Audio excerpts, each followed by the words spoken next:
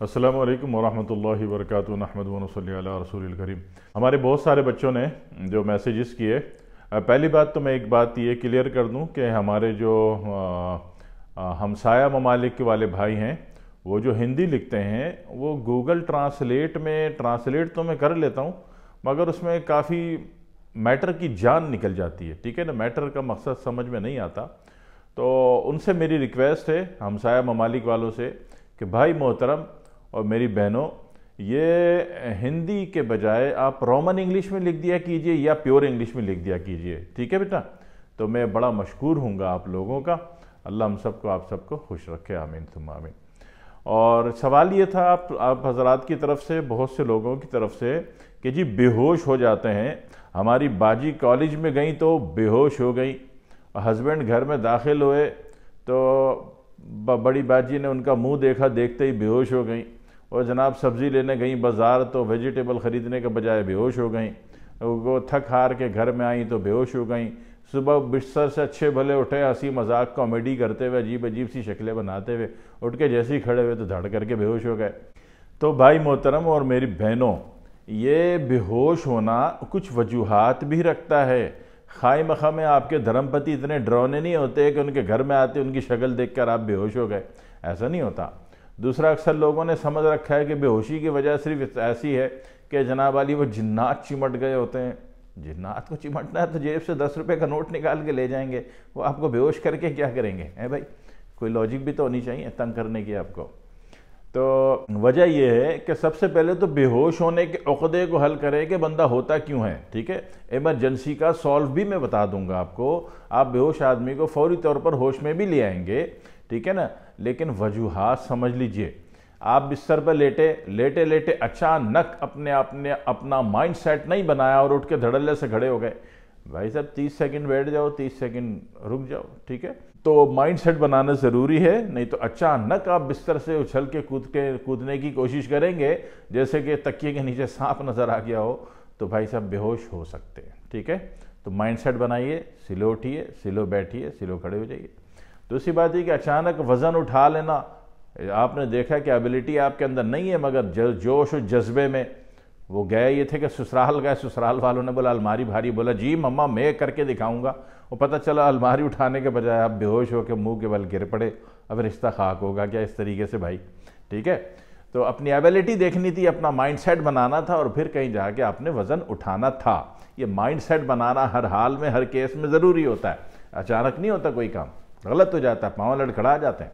तो इसमें भी बेहोशी पॉसिबल है। ठीक है जी। और एक तीसरी बात ये होती है कि आप मार्केट चले गए, मार्केट में घूमते रहे, दुकानदारों को तंग करते रहे, लेना लुआना कुछ है नहीं, रेट पूछ रहे, भाईजान है कपड़ा कितने दा है जी। अब जो सीधा सीधा जो चीज़ें लेके घर आ जाओ सीधी शराफत से। ठीक है जी, जब दुकानदारों को इतना तंग किया तो करते करते करते पता नहीं चला कि आप थक गए। ठीक है जी, आप थक गए बहुत ज़्यादा, और नतीजे में जब मार्केट से निकले कि अब वापस जाना है, तो आपका जो एक मेन टारगेट दिमाग में था कि मैंने मार्केट में घूमना है, वो तो टारगेट पूरा हो गया। अब जैसे टारगेट आपने चेंज किया कि अब आपको घर जाना है, धाड़ करके एक कदम मुड़े और बेहोश होकर गिर गए। ठीक है जी। तो इसी तरीके से आप अपनी वालदा से बात कर रही थी 2 घंटे से, जनाब वाली लग के दुनिया भर की शिकायतें वगैरह। ठीक है जी, तो वो कर रही थी और अचानक शौहर आ गए, तो आपको उम्मीद नहीं थी कि वो अचानक शौहर आ जाएंगे आज आधा घंटा पहले, तो शौहर का देख के आप बेहोश हो गई। तो ये भी स्ट्रोक है। ठीक है ना, आपका थिंकिंग स्ट्रोक है। तो इसमें भी कोई जिन भूत नहीं है, कोई परेशानी वाली बात नहीं है। ठीक है, तो ये जो बेहोश होने वाली बातें हैं ना, इसमें, और इसी तरह धूप में ज़्यादा चल ली आप, धूप में ज़्यादा चलने से जनाब आपका जो अपर फ्लोर का जो सेक्शन है यहाँ का पानी गिर गया, खुश्की पैदा हो गई और नतीजे में जनाब वाली आप बेहोश हो गए। तो जितनी भी बेहोश होने वाली बातें हैं इसमें समझ लीजिए कि ये इन वजूहात के अलावा जो रीजन ऑफ लॉजिक्स हैं उसमें अगर आपको कराना हो तो भाई साहब झाड़ फूक को छोड़िए, एक ठीक इलाज करवाइए।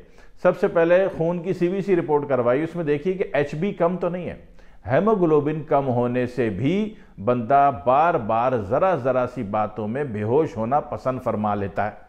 ठीक है, और जो कुछ ज़्यादा ही पसंद फरमाता है फिर उसको बाबा के पास ले जाते हैं। बाबा बाल पकड़ के जो धूनी देते हैं उसको लाल पे से मिर्च की, तो वक्ती तौर पर तो ठीक हो जाता होगा, लेकिन ये इलाज नहीं है। ठीक है जी। तो HB अगर गिरा हुआ आ रहा था CBC रिपोर्ट में, तो आप उसका HB मैनेज फरमा दीजिए अपने मुआलिज से, अपने हकीम साहब से, अपने डॉक्टर साहब से। उसका HB लेवल, हेमोग्लोबिन लेवल उसका सेट करवाइए, ठीक है जी।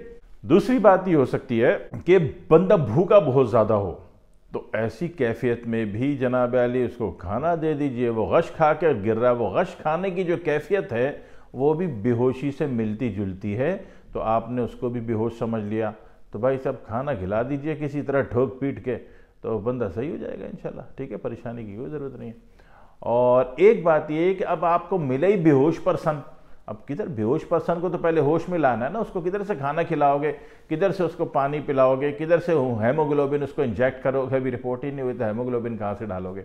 तो भाई साहब फर्स्ट आपके बेहोश पर्सन मिला या मिली, ठीक है जी, तो लोग क्या करते हैं कि उसके मुंह पे पानी छिड़क देते हैं। और मुंह में पानी छिड़कने में जल्दी नहीं करनी है, ठीक है, हो सकता है कि उसको होश में तो आ जाए मगर उसके सर में बदतरीन दर्द आ जाए, क्योंकि तमाम हरारत, तमाम गर्मी एकदम सर की तरफ सफ़र कर लेगी। इसलिए कि असूल आपने पढ़ा था कि हरारत जो है बरूदत की तरफ सफ़र करती है, ठीक है। तो पानी छिड़कने में ज़रा सा देर कर लीजिए। आप सिर्फ उसकी जो दो, बिल्कुल सीधा लिटा दीजिए पेशेंट को, और उसकी जो दो टांगे हैं वो थोड़ी उठा दीजिए, सही है, 45 डिग्री तक ये टांगे जो है यहाँ तक इतनी उठा दीजिए, ठीक है। उठा के सिर्फ 30 तक गिनती गिनजिए, 30 तक, ठीक है जी, बंदा होश में आ जाएगा। अपर लेवल पे खून की कमी होती है या पानी की कमी होती है तो जनाब अली उससे बंदा बेहोश होता है। रीजन ऑफ लॉजिक बता दिए कि क्या क्या हो सकते हैं, ठीक है जी। तो ये टांगे उसकी दोनों उठा के सीधी हालत में लिटाइए, दोनों टांगे पकड़ के जनाब अली ऊँचा कीजिए और अपना मुंह थोड़ा दूर रखिएगा बेहोश को होश में लाते हुए। ऐसा ना हो कि उसके मोजे की स्मेल से आप खुद बेहोश हो जाए, एक 30-30% लाना पड़ेगा, ठीक है जी। तो मुंह थोड़ा दूर रखिएगा। तो ये जनाब अली आपने टांग दोनों उठा के 30 तक काउंटिंग की, 30 तक गिनती गिनी और छोड़ दें, बंदा होश में आ गया, बेफिक्र हो जाए, ठीक है जी। तो बस ये छोटा सा टोटका था, छोटा सा इलाज था, और इस पर अमल ज़रूर कीजिएगा ताकि आप दूसरों की मदद कर सकें, ठीक है जी। दुआ में याद रखिएगा। वस्सलामु अलैकुम वरहमतुल्लाहि वबरकातुहू।